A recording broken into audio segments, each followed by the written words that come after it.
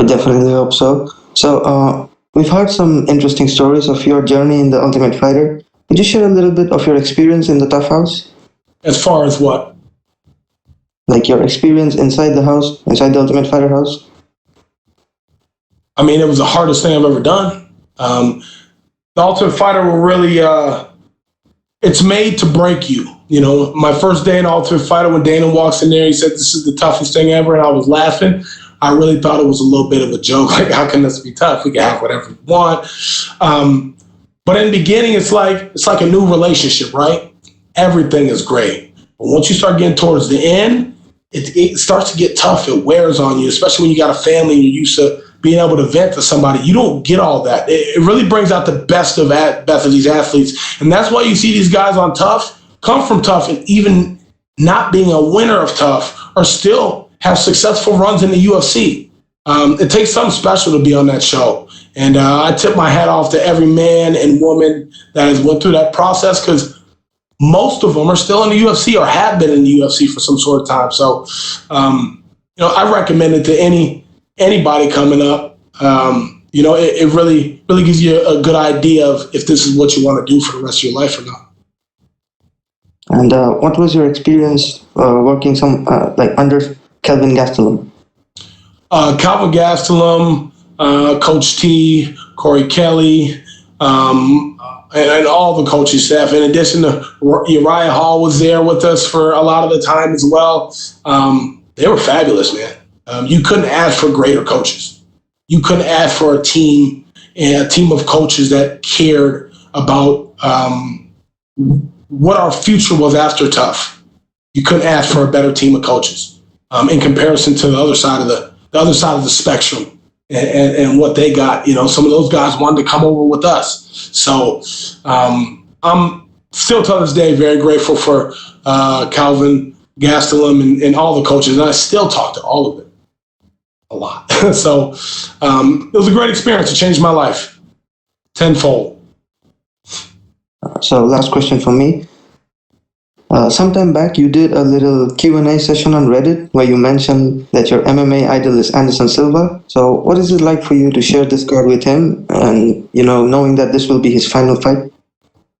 I mean, I'm not sharing the card with them. This is his card. This is his. He's sharing the card with Uriah as kind of how that's happening. We just know the fight on the card. I mean, I think that's awesome that I finally get to meet him. I've been in the UFC now going on November 30th to be 2 years.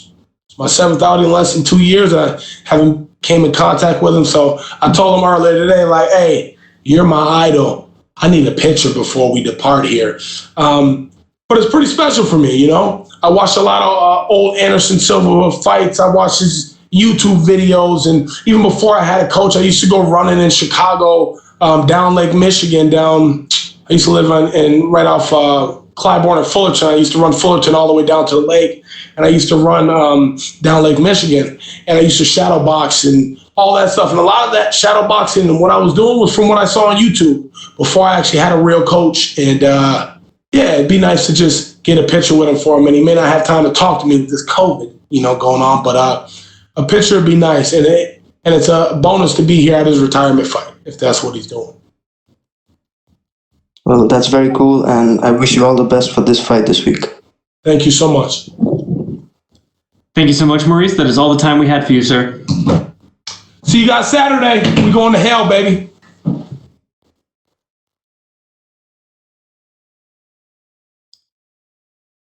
Next up, we will be joined by UFC lightweight Thiago Moises.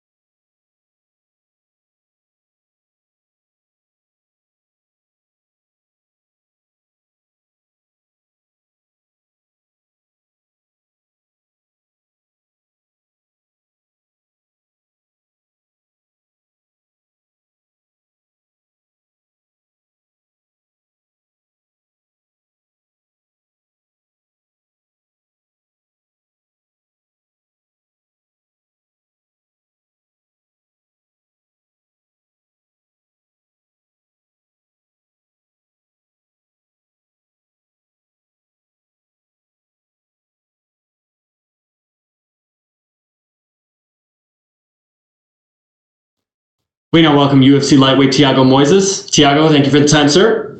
Thank you. We will take the first questions from Gabriel Gonzalez with Cageside Press. Hello, Thiago. Hello, how are you? I'm good, thank you. First off, we know that you were diagnosed with COVID recently. Just what was your experience and how are you feeling now? Now I'm feeling great, 100%, but I felt a couple symptoms. I had I felt like I had a cold, fatigue, headache. I lost taste, I lost smell, but after 2 weeks, I was almost 100%, and after 2 weeks, I was like 100%. Talking about it, you're coming off a big, this is a big fight, this is a big matchup. What is the mood going into this particular fight? I'm really, really happy with this fight, very excited. Bobby Greene is a great opponent, so very excited to fight him. Being from Brazil, does it mean anything extra that you're on the undercard for Anderson Silva's last fight? Yes, for sure. It's an honor for me, fight the same day as Anderson Silva, especially the day that he's going to do his last fight. He did so much for the MMA and MMA in Brazil. I'm a big fan of him. Just extra energy, for go there and perform at my highest level. Do you have a favorite Anderson Silva fight or performance? Yes, I do. My favorite moment of Anderson Silva is when he beat Forrest Griffin, which is a great fighter, but he made it look easy. So that's my favorite moment. No, that's a very good one. Final question for me. What are your thoughts on Bobby Greene and how do you see the fight going? Bobby Greene is a great opponent. He has a lot of experience, good boxing, good wrestling skills, but I see myself finishing him. That's how I see the fight going. Thank you and good luck. Thank you. We will take our next questions from Cote Cruz with the For to Win podcast. Hi, Thiago. Do you hear me? Yes, I can hear you. Hey, nice to talk to you, brother. Thank you for your time. Thank you. You will face a UFC veteran who has 9 submissions on his record. Do you think his jiu-jitsu would be enough to stop you? No way. No, you must be joking. My jiu-jitsu is much better than his jiu-jitsu, He has good wrestling skills, good boxing skills, but I don't see him submitting me, never. Fair enough. In your last fight, you had complications with striking from Michael Johnson, who's known for his excellence, but you were able to get the victory thanks to your great knowledge in BJJ. How much of your stand-up game has improved compared to the fight with Johnson? Johnson has great striking skills, but he's very fast also, and I think I respect him too much. That's why I got in that position. This put me a little bit trouble. I'm not planning on doing this in this fight. No respect this time. I'm going forward and looking for the finish. You got sick with the COVID a few days ago, which caused your fight to be canceled. How was your experience dealing with this virus? I had a couple of symptoms. I felt like I had a severe cold. I had headache, fatigue, lost smell and taste. But after 3 weeks, I was 100%, and I was training already, doing everything normal. So fight camp went normal, went great. I'm feeling good, in great shape. So I'm ready. That's awesome, Thiago. If you have a message for your Latin American fans, I would like to hear that, because I'm from South America too, brother. Even though I speak English, I'm from Chile. We're close by. So if you want to say something to the South American fans. I just want to say thank you guys for all the support. I represent you all, even I'm Brazilian. I represent all the South America, and I can't wait to represent on Saturday. Best of luck on your fight, Thiago. Thank you for your time and best of luck. Thank you. I appreciate it. Thank you. Thank you so much, Thiago. That looks like all the questions we had for you, sir. We appreciate the time. Thank you. I appreciate it.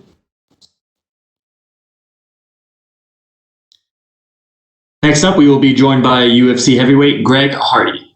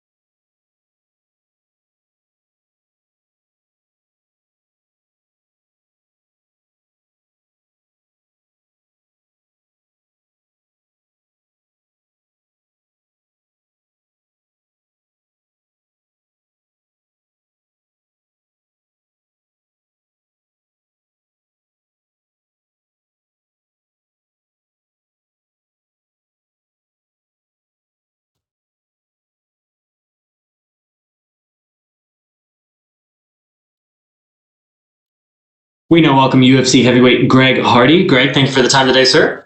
What up? We will take the first set of questions from Gabriel Gonzalez with Cape Side Press. Hey, Greg.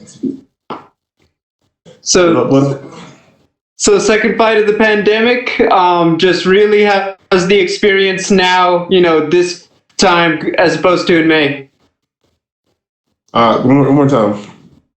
Sorry, I said it's your second fight of the pandemic. How is the experience with the process better this time as opposed to in May? All around, both times were amazing, man. When you're part of a well-oiled machine, dude, things just go the way they're supposed to. But this time it seems like they got everything in order. Everything's running a little bit more smooth, and of course I get to come to Vegas and hang out. So, it's an awesome transition all the way around for me. This, we're used to seeing you be quite active. This is a, bit of a big gap between fights for you. Can I ask just what have you been working on in the last few months that you can reveal? Everything, man. And it's not a surprise. Prince of War as a fighter always comes back as a whole different fighter, and that's what you're going to get, whether it's a 2-month break or a 22-day wait. But I'm super sad about not being able to fight, back to back. A couple things happened, a couple opponents pulled out. But, we took that time to just enhance on my overall MMA IQ. And I think we haven't had a lot of time to build on that. And that time allowed us to add on that and add a couple of people to the team that, I feel like are a necessity. Final question from me. Just what are your general thoughts on Maurice Greene as an opponent? Good guy. Tall, lanky, got a lot of weapons. Feel like he's the ideal opponent for, going in there and putting on an entertaining show. Yeah, thank you, Greg. Yes, sir. We will take the next set of questions from Cote Cruz with the 4 to Win podcast. Good afternoon, Greg. Nice talking to you. Yes, sir. Pleasure. They say you learn more from your defeats than you do from your victories. Under that logic, what would you say you learned after the fight with Volkov? Yeah, that one was a learning experience for sure, man. I think I learned how to be a fighter. That was one of my first fights that I had to actually make adjustments in fight. That I had to deal with pain, deal with broken hand, all kinds of different things, and just pull through adversity and make adjustments. And that's an aspect in fighting that I really had not been introduced to yet. It was always gameplay, and it was always go out, execute. A lot of my fights were quick. And that was one of the biggest 3-round fights, no inhaler, that I've had so far. And and I think that was just the biggest takeaway right there. Just, the complexities of being an MMA fighter and how to work and persevere on the move. Yeah, under the same topic, every time we see you, you're making huge improvements. Do you have any new improvements, new surprises for this fight? Come on, no, that's not even a question. You know for a fact I got everything in the bag for you, man. It's a Prince of War production, man. There's no way that I can't. We've been especially with what, like 6 months off, dude. We've been in the bag, entertaining in ways that I probably even pull out this fight. So just know that in the future we got some crazy stuff going on, man. I'm not human. I'm a special, one of the best, sickest athletes on the planet. I just think that me coming out and not showing improvements and adjustments that are, leaps and bounds is not enough. So trust, I got you. After 4 years of starting your professional career, which things keep being as hard as in the beginning? Showing up every day, man. This is a grind different than I'm used to, simply because there's nobody making sure I got a schedule in front of me and I got to go to this practice and this treatment and this assignment. So it's just grueling, waking up, getting ready to go to wrestling practice and workouts and stuff like that, man. Just consistently staying on every single detail, because if you're not a well-rounded fighter, you will be taken advantage of, and that's something that I'm starting to learn. I see. I appreciate your time, sir. Best of luck on Saturday. Thank you. Thank you. God bless. We will take the next questions from Danny Segura with MMA Junkie. Hey, Greg. This will be your 10th professional fight here coming up this weekend. I guess, where are you at professionally in this game? Like, where are you at in your development? Where do you think you're at?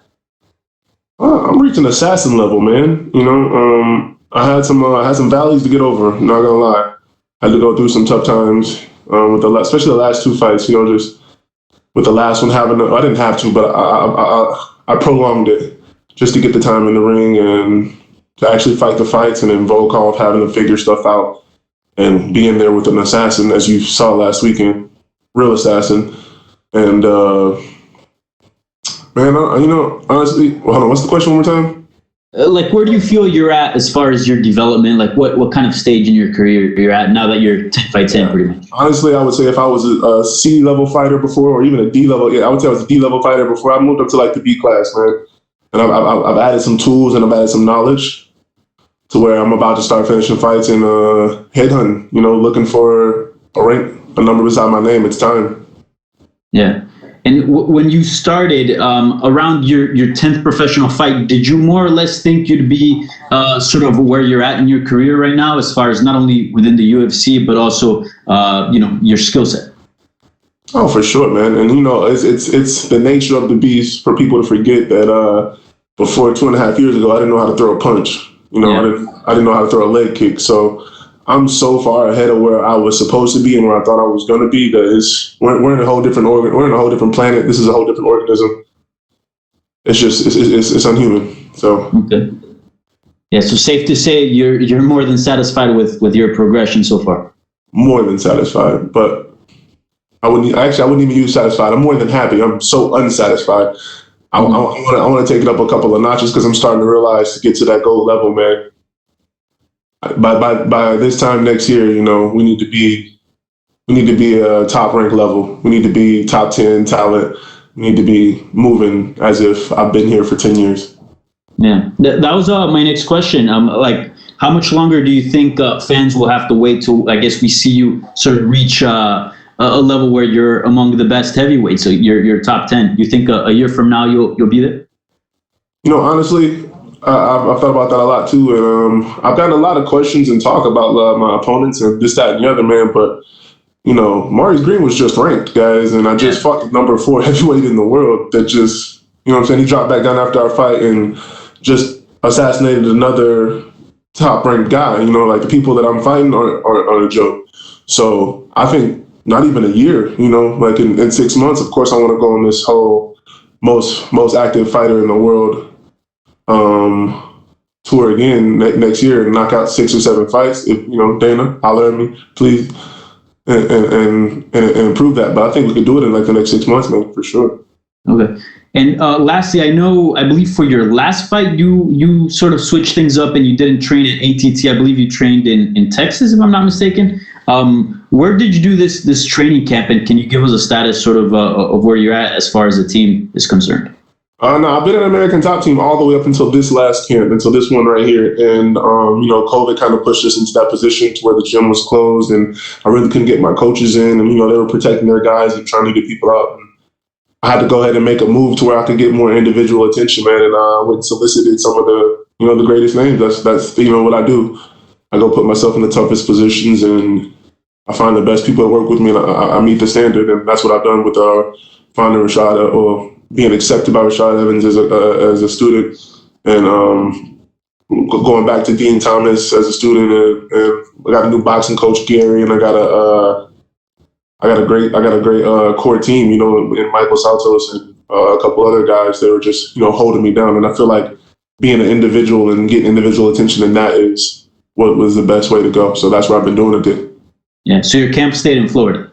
Yeah, definitely still in Florida. Okay. Cool. Awesome. All right. Best of luck on Saturday. Yes, sir. Thank you, boss. We will take the next questions from Sue McDonough with Sports Keto. Greg, how you doing? How you doing, brother? I'm doing good, thank you.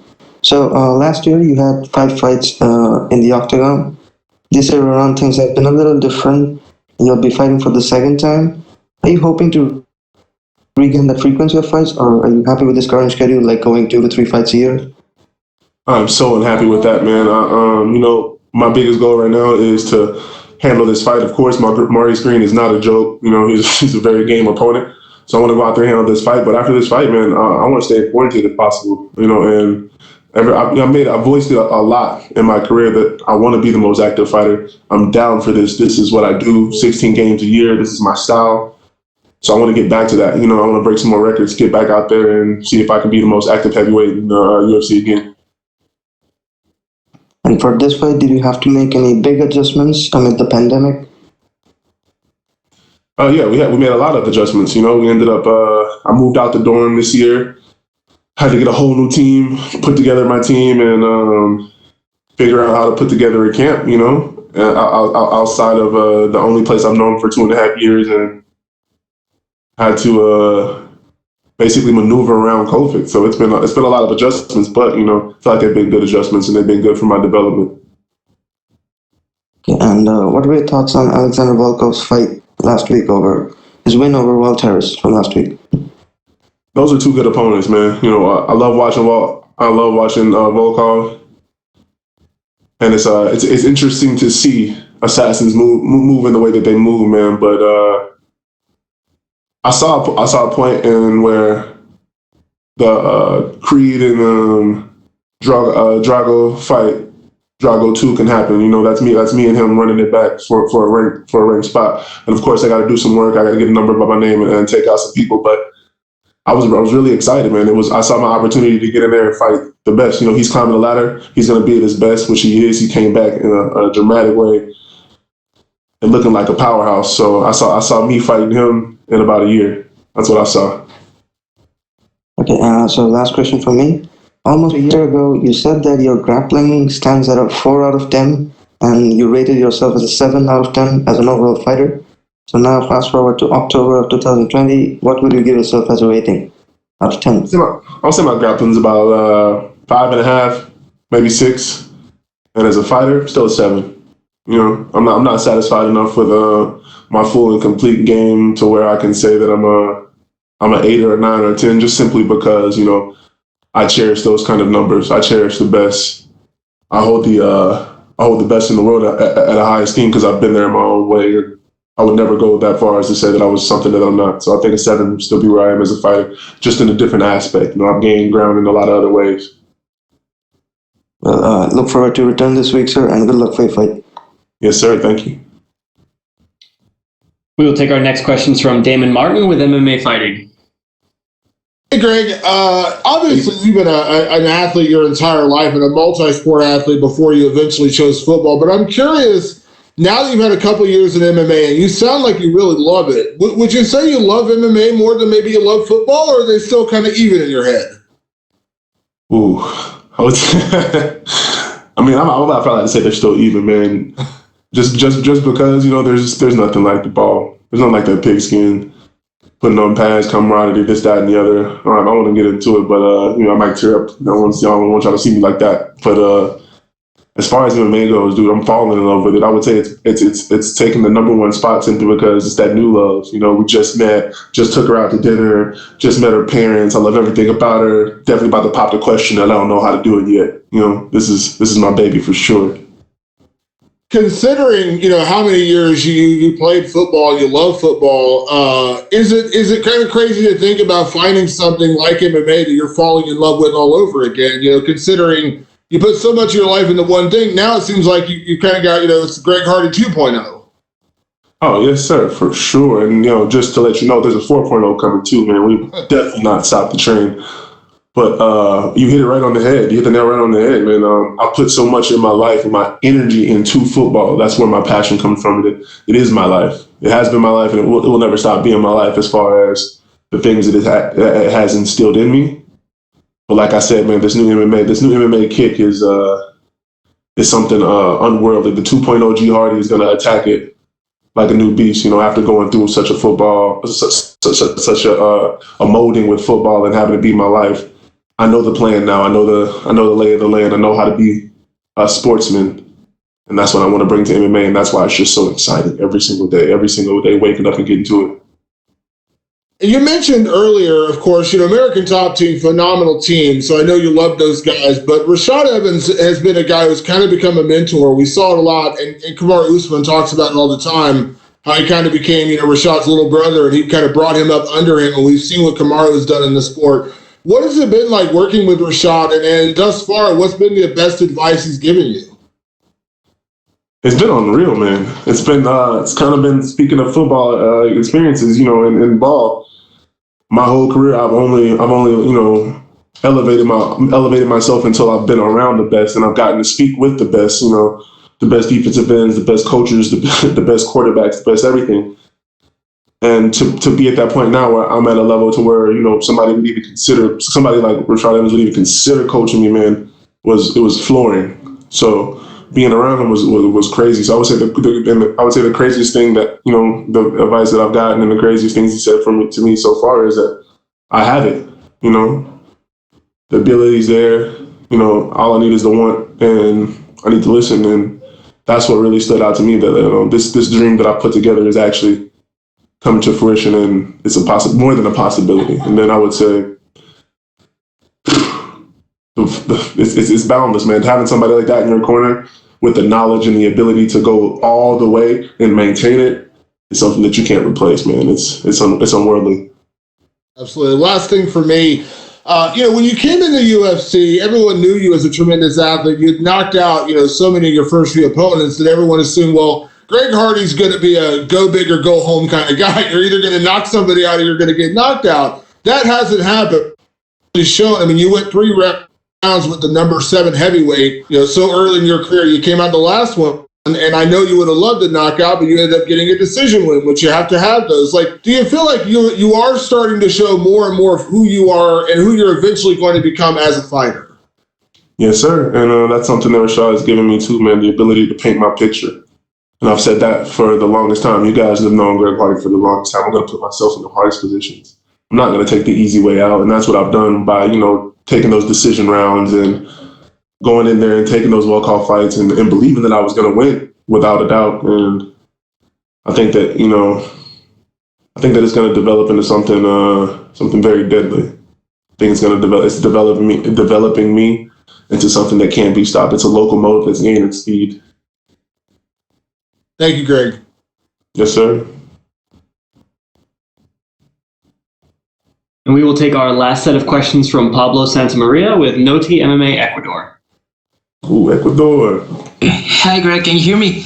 Yes, sir. What up, baby? Everything's okay, man. Thanks for asking.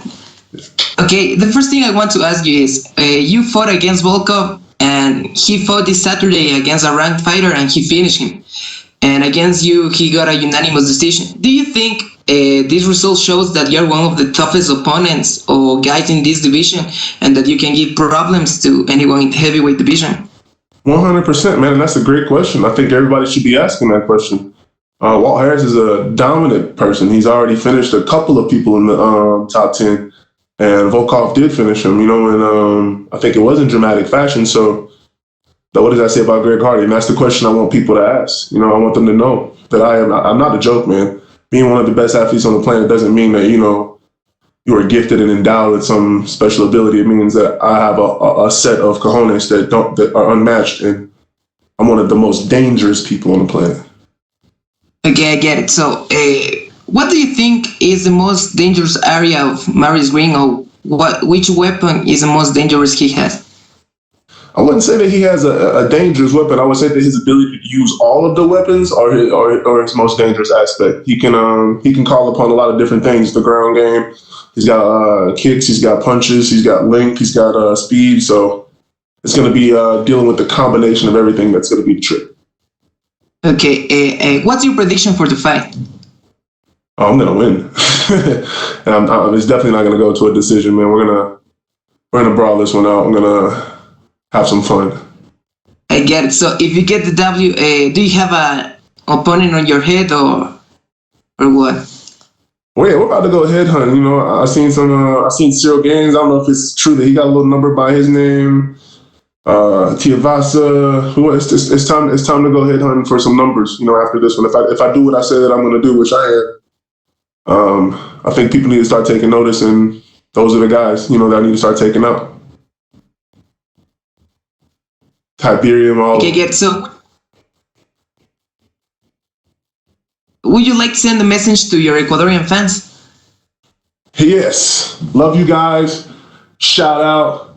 Can't wait to get down there. As soon as this COVID stuff lifted, me and my guy Michael Saltos, we're coming down. My coaches from Ecuador are gonna come down, show y'all some love, man. Thank y'all for supporting me all the time. I'm gonna let y'all know that I got y'all back too, man. Shout out from the Prince. Okay, thank you very much, Greg, and good luck on your fight. Yes, sir. Thank you for calling. Thank you so much, Greg. That is all the time we had for you, sir.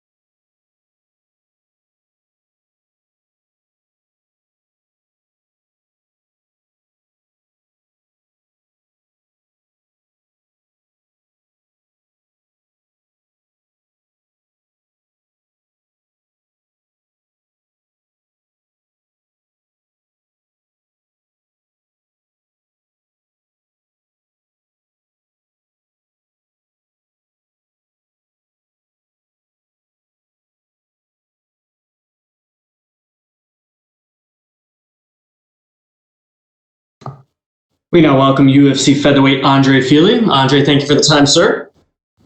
Thank you. How do I look? Do I look cool? You look great. Thank you. We will take the first set of questions from Gabriel Gonzalez with Cage Side Press. Hey, what's up, Andre? How you doing? Doing well. How are you, brother? Doing good, man. Coming off a nice win in June. What's the mood going into this latest matchup? Just staying sharp, and I feel like I've been on a good little run. Had a couple decisions not go my way, but overall I'm happy with where I've been going in my career, and I've just kind of doubled down on the stuff I was doing before and started introducing some new stuff. Got to work with my buddy Gary Tonin a little bit. It was one of the best, probably the best grappler in the world, the best MMA grappler in the world, I would say for sure, and incredible grappler. So I got to work with him a little bit and just kept improving on the things that I think make me the best, and rocking and rolling, dude. I'm like excited for this fight. I'm antsy almost. Like I just can't wait to fight. So I could see that. I wanted to ask you, after your last fight, you talked a bit about how you felt like, as you've grown just, over the years, you felt your body changing, you're growing into your frame a little bit more and things like that. You're feeling stronger. Have you felt like your style has naturally changed? Feeling that physical change inside yourself? Yeah, I don't know if, I think the biggest change is growing into my frame. I feel stronger. I'm a better athlete. Stuff like that. As far as my style of fighting changing, yeah, it's a natural progression. It just kind of happens as I learn new tricks, and there's stuff that I learned when I was 12 years old wrestling that that I still remember, and there's stuff that I learned last week that I use. So I'm always learning, I'm always growing, I'm always evolving, and whatever the situation is, every fight's different. So whatever the situation is, I have things for that situation. I have my style progresses naturally, and I've been doing this for a long time, so I got a lot of tricks. On a personal level, you also talked about how you're looking to buy a house. Where are we at with that, man?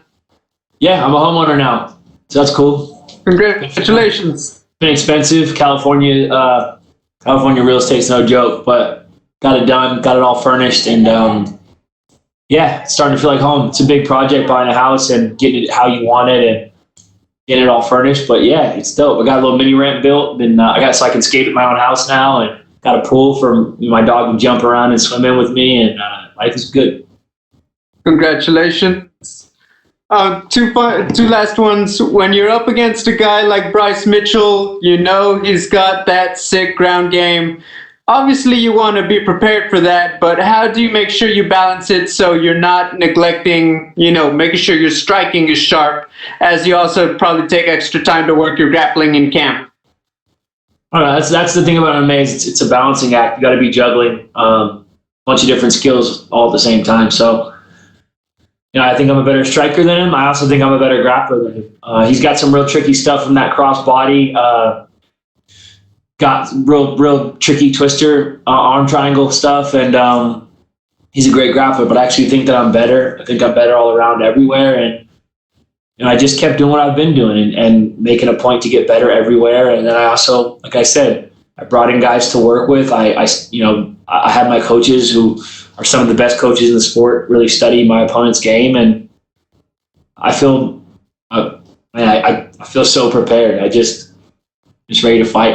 All the hard work is done, and preparation was perfect, and the performance is going to be perfect as well. Looking forward to it. Good luck. Thank you. We're not seeing questions. We will take our next set of questions from Danny Segura with MMA Junkie. Andrew, I just wanted to pick up on something you said. You said that you brought in Gary Tonin. Was it specific for this bout, or were you guys working prior? We had worked before. I went to New York last time, and then it's both things. Like, we worked before, and I consider him a friend, and he's a good guy and obviously an amazing grappler. But I brought him in to work some specific stuff for this fight. The way that he breaks down the the grappling game is, I've never seen anything like it, man. Like honestly, I've never seen anyone. Obviously, he's. I think Flow Grappling has him ranked as the number 1 grappler in the world right now. So obviously, he's an incredible grappler, but also his mind for grappling, not just his own grappling, but for breaking down other people's grappling and for teaching grappling and just everything, man. He's on another level. So having him was a huge asset. I feel extremely prepared, and yeah, I'm thankful to have friends like Gary. Thankful to have my team, Team Alpha Male, Danny Castillo, Fabio Prado, Chris Holdsworth. All the people that have helped me with my grappling over the years. So. Yeah, for sure. No doubt Gary's one of the best. Plus, he's got some solid MMA experience now. So was it one of those things where they called you up with Bryce Mitchell and immediately you're like, all right, I got to hit up Gary for this bout? Yeah, I mean, yeah, I guess so. They hit me up for Bryce and I immediately said yeah, because I love that matchup. He's got a lot of hype around him right now, and he deserves it. He's 13-0, so yeah, I mean, I was excited right away when they gave me the name, and then it just made sense to bring out Tony. He's the best grappler in the world, and he's a buddy of mine, and he's also a featherweight, and he's got one of the best jiu-jitsu minds in the world. Just made sense, and I just bought a house, so I got a guest room for him to crash in, and nice. Just made sense. It wasn't anything. It wasn't like a crazy moment where I was like, I got to get him out here. It was just like, why wouldn't I do that, man? He's the fucking best. Yeah, for sure. And Bryce, I believe he's ranked number 15. You think a victor here will put you back in the rankings? I mean, you're on a nice run in your recent performances. I don't know. It's hard to talk about. I don't want to sound douchey, but I just don't care about the rankings anymore. They're made up. They're arbitrary. Other sports, the rankings go off of how well a team is doing that season in the sport, or they go off numbers or stats. In fighting, the rankings are basically people's opinions. People who don't fight but watch fighting for a living, their opinions. Yeah, the only real rank that matters is champ, and then I guess whoever gets to fight the champ. So the champ and number 1, the only ones that really matter. Everything else is just kind of made up. And I think I was ranked 15 briefly, but I've fought the best guys in the world. I beat the number 11 guy in the world on 2 weeks' notice. I don't know.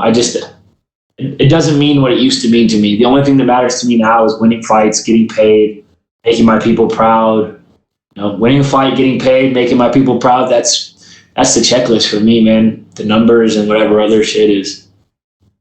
It's all icing on the cake, I guess. I'm not that worried about it, man. Yeah, for sure. I don't think you can be. I don't think you can be too worried about it. Mm-hmm. It's like worrying about being ranked is like worrying about your fight of the night bonus. It'd be cool, but that's not your entire job. The job is to go win, make your money, and anything after that is icing on the cake. Yeah, no doubt. And we spoke years ago. I don't know if you remember, but you told me you sort of wanted to dive into the pomade business. Whatever happened with that? Oh yeah, more natural look nowadays. Yeah, I don't use pomade that much. I still like pomade. Shout out to Layrite. Those guys are rad. I still use Layrite pomade, and I'm just 30 now, and I don't do my hair. Nah, man. I just went different directions. I have a bunch of other stuff I've been working on, and I just didn't end up doing the pomade. There's certain industries that are hard to get into. It's hard to do a pomade if you're not a barber. Because it's why would a barber use your pomade if you've never cut hair? Even though my friends own barbershops and I like the culture and stuff. It's the same thing with tattoo stuff. If you're not an artist, then why would an artist? It's not different than someone showing up who's never fought or who's never really been involved in the sport and trying to sell fighters stuff. It's you can't really. It's hard. It's hard to get into an industry that you're going to actually be part of. So I didn't end up doing pomade, but like I said, some of my best friends own barbershops and are barbers, and I love the culture of barbershops, and it's not off the table, but it's not what I'm focused on right now. Right now, I'm just focused on my win Saturday night. Yeah, for sure. And you're fighting on a card where Anderson Silva will be having his retirement bout, obviously a historic fighter. So I wanted to ask you, if you could describe Anderson Silva in one word, what would it be? Legendary. I've been watching that dude fight since I was in high school, and getting to be on a card with him is huge, man. It's a pretty crazy, I try not to overthink things. I try not to focus on really anything but the fight. I'm just take it as it comes. Keep in mind that the fight is the only thing that matters. But that's one of the things that kind of makes you stop and look and be like, damn, I'm co-main on Anderson Silva's last fight. His retirement fight, I get to be the co-main event. And Uriah Hall is a buddy of mine, and he's a good guy, and he gets the opportunity to fight a legend like that. And it's just cool, man. It's cool to see things like that, and it's cool to be a part of it. And it kind of makes you stop and step back and realize what a blessing all this is, to get to do what you love and watch guys that were your heroes in high school and be on the same card as them, and to be a part of this is something special, man. Yeah, I'm super thankful. Yeah, and lastly, favorite Anderson Silva memory or moment?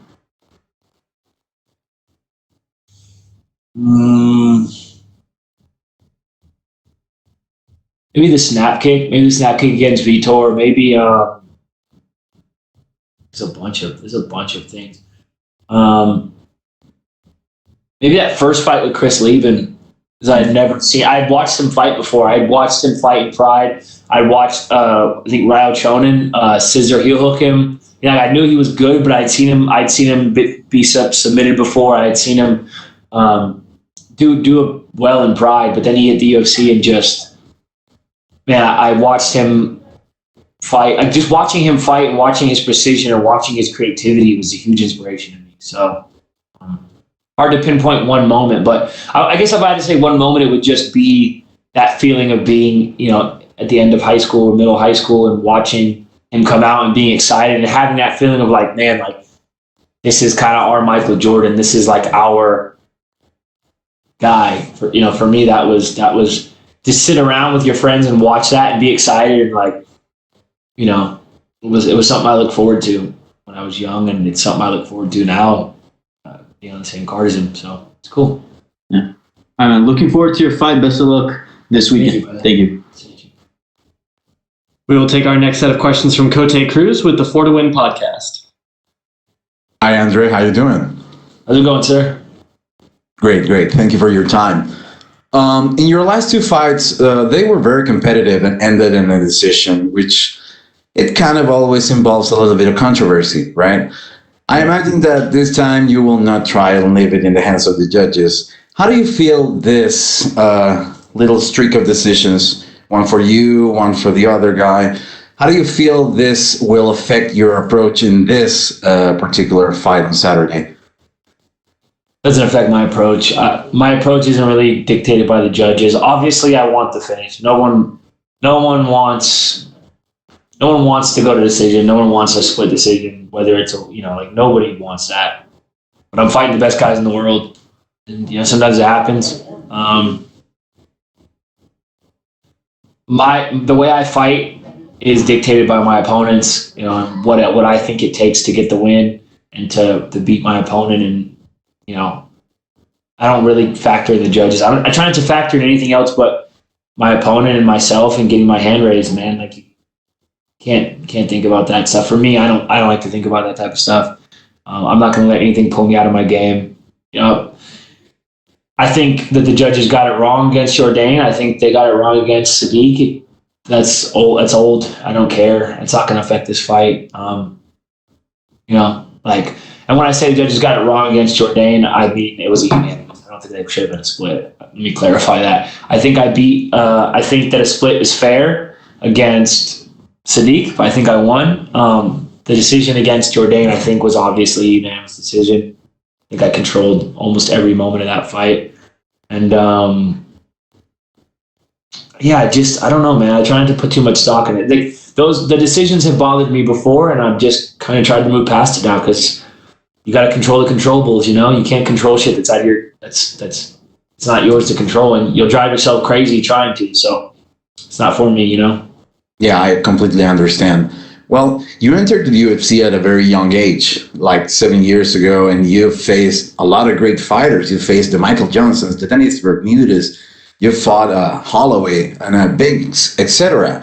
How do you think this experience will help you? How this collides into the last fight?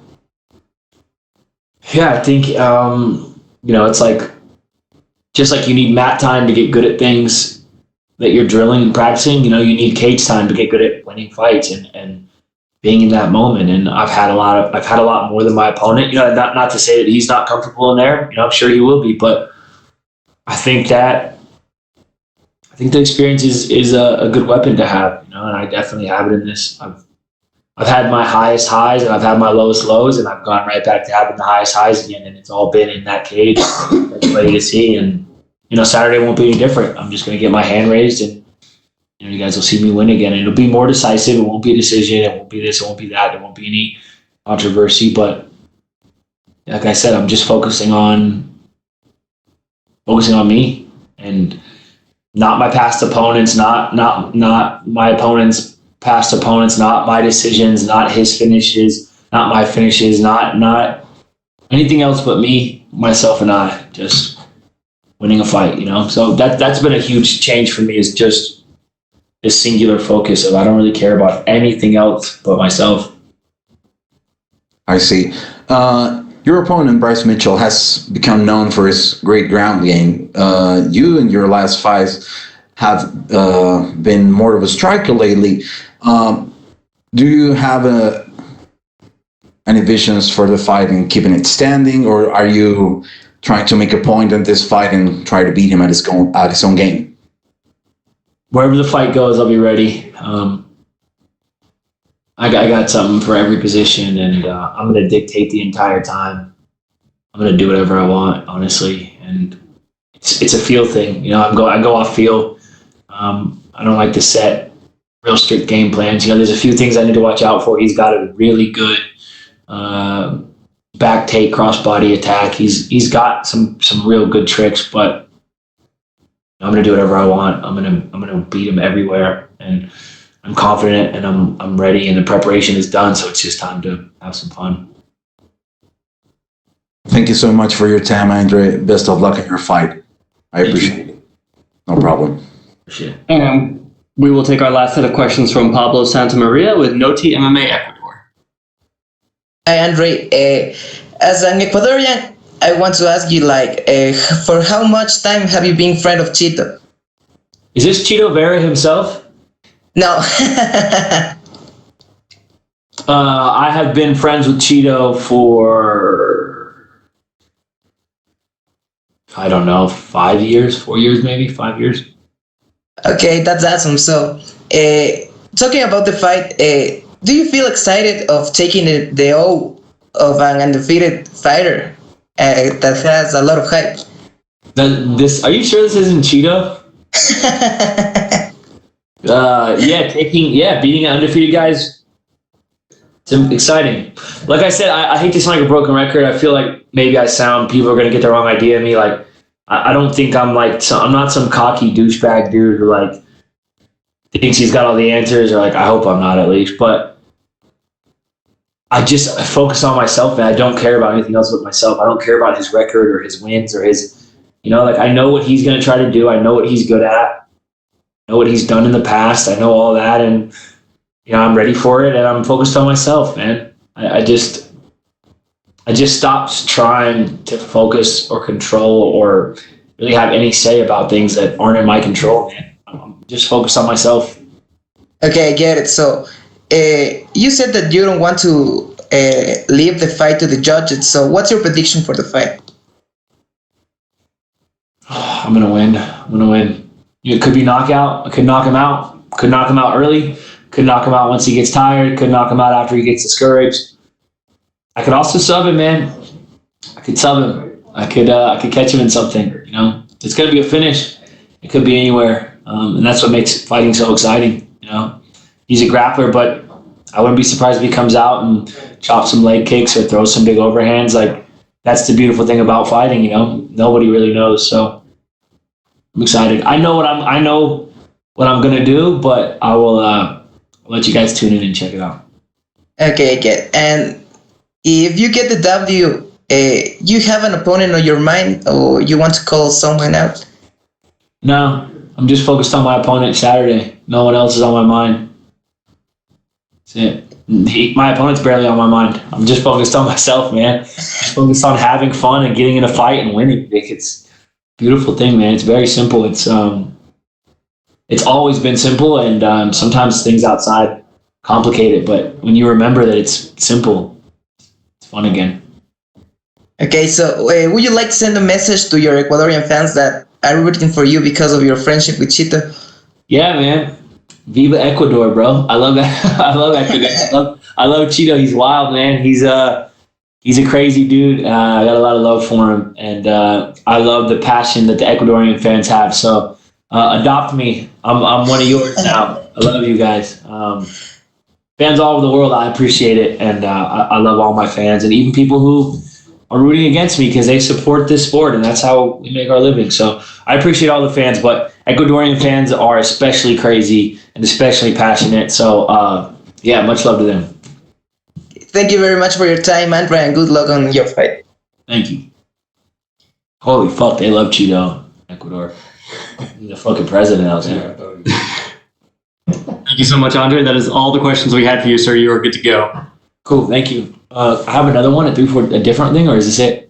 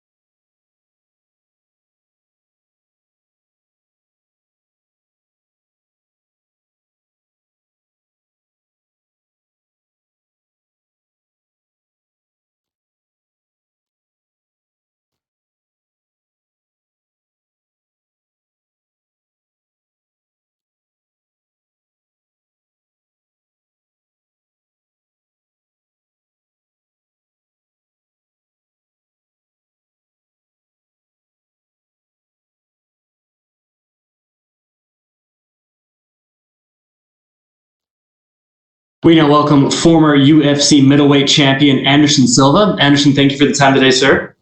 Thank you. Peraí, calma aí, cara. Pera um pouquinho aí, tá? Só um pouquinho. Segura aí que... Acho que agora foi. Oi. Hi. Hi. We will take the first set of questions from Gabriel Gonzalez with Cape Side Press. All right. Hey, Anderson, how are you? I'm good, my friend, and you? I'm doing good. Anderson, if this is the last one, I need to ask you about some of your most classic moments. I want to start with the favorite of some of the fighters on the card. When you fought Forrest Griffin, you move up in weight, and you have probably one of your most perfect performances, the one everyone says Anderson was in the Matrix. What do you remember most about that fight and just how it went? Wow. First of all, I need to say thank you for Forrest Griffin, you know, and the special about this fight is because I watching the whole tapes about Muhammad Ali fight, and I remember I watching a lot Muhammad Ali fights, and I just say, you know, I think that's the secret for make something good in this fight, and the magic moment happened, you know, and I just need to say thank you for Forrest, you know. It's the best moment in my life, and of course I have a lot of best moments, but this is a very special moment too. Another one, the triangle, Chael Sonnen, 5th round. Everything, you know, you were losing that fight, and in the last 2 minutes, what do you remember about getting that submission? Did you believe you could still do it as the clock was coming down? Well, yes. I just first of all, in this fight in particular with Chael, I'm very comfortable for talking about, and I'm very happy to talk because Chael give me the energy for training hard for this fight, and I give the good energy for Chael for training hard. I think it's the Chael complete me, and I completely Chael in this fight, and the best fight for the fans, and especially in Brazil, and especially for me and Chael too, you know, and. Thank you, Chael. Thank you for everything, and you're an amazing guy. And hopefully, see you very soon. And talking about together about life, about the kids. I know you have a kid right now. He start to fight, and I have too. And let's go talk. You know, this is amazing sport, and I'm so happy to stay here for talking about us. And thank you for giving the great opportunity for fight with you, Chair. Sorry. The last one, your knockout over Victor Belfort. Obviously, everyone has seen the clip. They continue to play it to this day. You drop the hands in the middle of the octagon, and you just look for the moment. What do you remember about setting it up and obviously getting the finish? Wow. I think the fight with Victor opened a lot of doors for the Brazilian fighters, you know, and this fight in particular helped us to make the sport very popular in Brazil and help the future for the sport in Brazil too, you know. And Victor is a very legend fighter and a very good fighter, and I'm just say thank you for Victor, you know, because Victor made the sport famous for a long time ago. Victor is the first guy to come to UFC and win and come champion in UFC. Of course, Royce Gracie is the best ever, but Victor have the great story inside UFC and the great memory inside UFC. I need to say thank you for Victor too. Final question. You had a lot of big fights that had a lot of big arenas, big crowds, Vegas, Brazil, Japan, Hawaii. Which crowd was the most special? Which one do you remember? Wow, the people just wow. I think in my country, is the crowd in Brazil is very special, and I'm Brazilian. When I fight in Brazil, is huge, and the energy is so magic, and yeah, I love fight in Brazil. I love fight in a different country in the world. I fight in Korea. I fight in London. I fight in Hawaii. I fight in Brazil. I fight in the different parts in the world. I think I have fans in different parts in the world. But Brazil is completely different, for sure. Anderson, thank you for the time. Thank you for the memories. Have a good one. Thank you, my friend. We will take our next set of questions from Fabricio Souza with Diario Clarin. Oi, Anderson. Oi. Obrigado. Salutações da Argentina. Desculpe pelo meu portunhol ruim. Don't worry. My portunhol is bad, very bad in you. Don't worry. Ok. Depois de ter lutado tantas lutas em sua carreira, Anderson, você sente algo em especial neste sábado? Eu sinto sim. Toda luta, toda vez que eu me preparo para lutar e que eu entro lá para lutar é especial para mim. E essa luta de sábado não é diferente, né? É tão especial quanto todas as outras, né?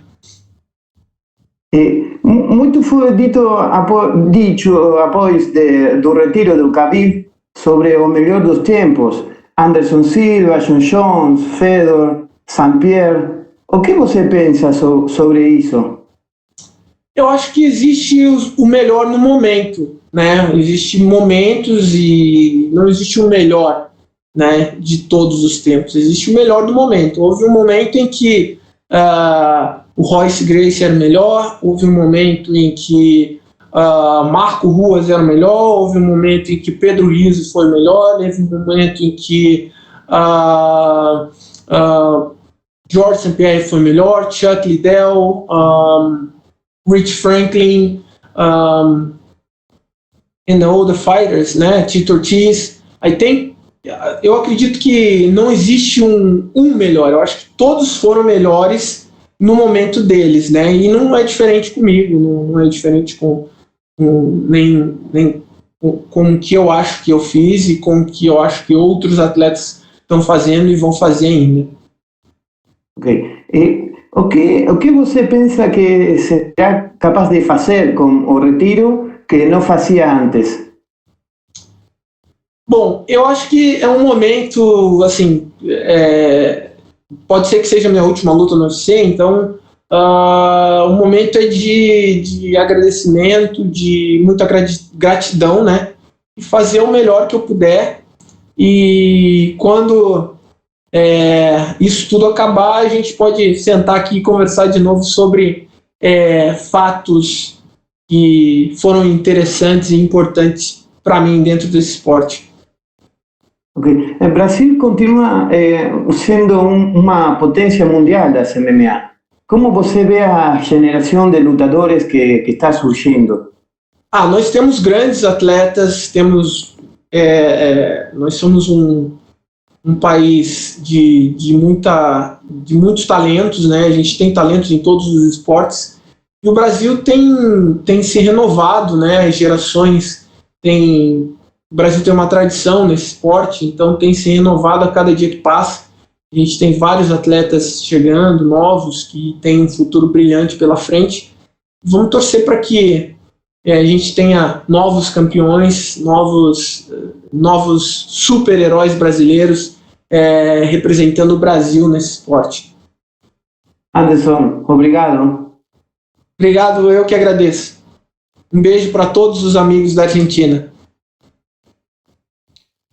We will take the next questions from Mojang Wu with Hoop Hoo Sport. Hi, Anderson. This is Tiger Brother from China. Hey, what's up? I'm so excited to have you here for this moment. one of the greatest mixed martial arts of all time, the one and only Anderson Silva. So it's very glad to see you back. It's been a year and a half since you fought on UFC 237, right? So how does it feel like mentally, physically, when you join this UFC Halloween card against Uriah Hall?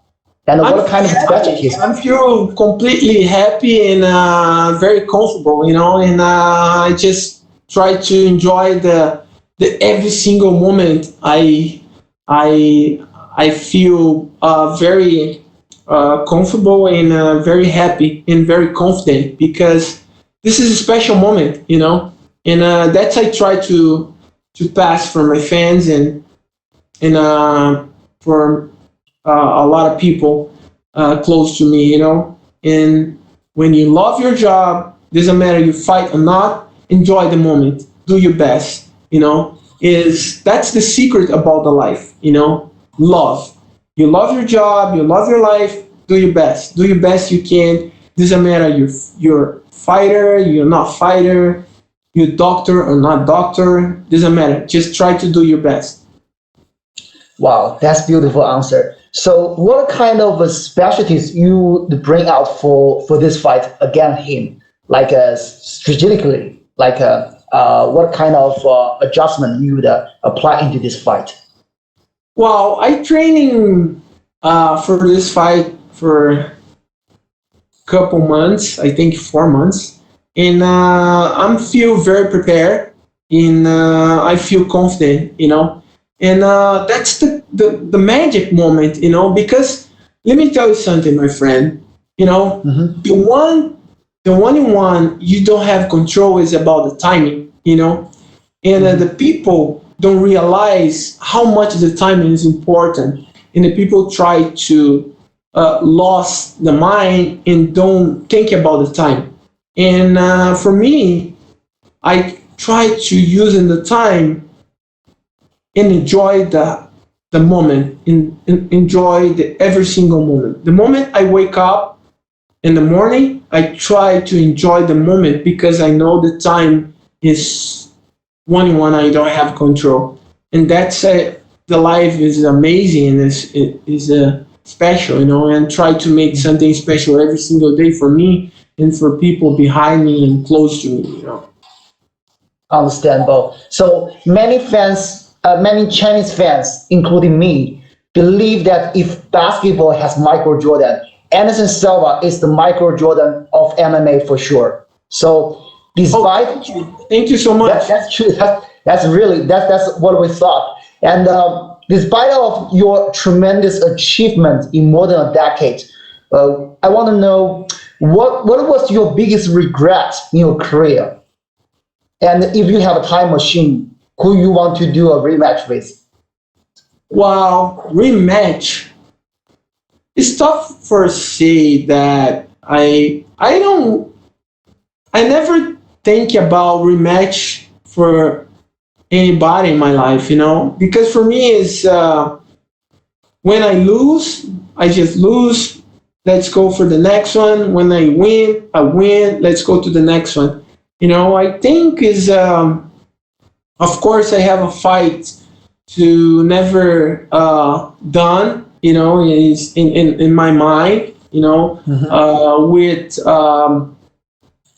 Michael Bisping. I think the rematch is a special, but of course this is not never happen. And I think Nick Diaz too, because the fight is no contest, and I stay in my career one no contest, But I mean, fight is a fight, and I try to move up. And my focus right now is only one: is just take my fight Saturday and do my best I can, and especially for my fans, for my country, and for me. Yeah, I know this fight could be the last fight of your UFC career. I would rather to say it is probably than it is, right? But DC talked about you in a recent interview. He said it's finally gonna be down for you. It kind of sucks, all of the golden time faded away. There will be no one to talk about the super fight between you and the GSP, or the crossover fight between you and Roy Jones. So how do you feel like when you hear people say these words after you mention the word retirement? Wow, I feel happy. The same, I have the different emotionals when people talking about that, but I'm very confident right now. I'm very happy, because this is my last fight or not. I'm continue here and I do my best, and I never lie into my fans. And every single moment I go inside the cage with my heart and do my best, and I try to make something very special. And let's go see the future, the future is very interesting. I have one last question. So, as we know, you practice a lot of Chinese Kung Fu and the traditional martial arts, such as Jeet Kune Do, Wing Chun. So, you have a very unique fighting style. You not only fight for the W, but you also fight for your own martial arts philosophy. I want to know how much does the traditional martial arts help MMA, and what techniques did you really apply into MMA? Well, I'm very lucky because my mind is open for absolve the different martial arts, and I try to practice the different martial arts. I love Wing Chun and helped me a lot to make my time different. I training for a couple of years Filipino boxing, and I love because helped me to open my mind for putting my skills, my martial skills for different level. And I like to train in the different disciplines, the martial arts disciplines, because I feel prepared for absolve the not exactly the technique, but the philosophy, the single martial arts I training, and I try to absolve every single moment when I training, and that's I believe martial arts changed my life because I'm training the different disciplines and I try to absolve the philosophy, the basic, the power the martial arts has, and that's I make something special every single moment when I go to fight. Thank you, Anderson. Anderson, I have no question left about you but my tremendous love and respect. I still remember the first time I saw you defend your title by the spider kick on UFC 126. So since then, I fall in love with MMA. The inspiration and motivation you bring to everyone is far beyond your imagination. So hope you're enjoying the possible last dance on Saturday. Thank you so much. Stay safe. God bless you. Thank you so much. Good luck on you, champ. We love you. And a spider forever. Thank you. Thank you. We'll take our next set of questions from Bruno Cavalo with UOL. Não posso. Oi, Anderson, tudo bom? Opa! Bem? Fala em português? Prefere inglês? Prefere? Temos que falar em português, né? Tá ótimo. Se quiser, fica a gosto do cliente. Queria te perguntar primeiro, o Uriah mais cedo falou que ele é um grande fã seu, que ele se desenvolveu assistindo suas lutas. E o Adesanya antes já tinha dito também que um dos momentos que ele mais lembra é sair correndo pela casa quando você acertou o chute no Victor. Eu queria saber para você como é que ter enfrentado um e agora enfrentar o outro, sabendo que essas pessoas acompanharam você no seu auge, assim. Como é que fica essa diferença de geração? Cara, é muito legal, né? Eu poder estar aqui ainda fazendo o que eu gosto, fazendo o que eu amo e com esses caras que fizeram história e fazem história no UFC, no esporte, né? O Israel é garoto que tem um futuro brilhante nesse esporte. Ele, né, tá galgando o espaço dele, vem conquistando vitórias aí incríveis. E é um cara que eu respeito muito e me deu a oportunidade de mostrar o quanto eu amo o meu esporte, né? De ter lutado com ele. E o Ryan já era pra gente ter lutado em Curitiba alguns anos atrás, acabou não acontecendo, mas eu tô feliz também de poder fazer essa luta com ele, de poder fazer um espetáculo difícil, um momento difícil que a gente está vivendo, né? Não vai ter público, etc. Mas eu acho que a gente vai fazer um grande espetáculo para todos e espero fazer uma boa luta com ele e que vença o melhor.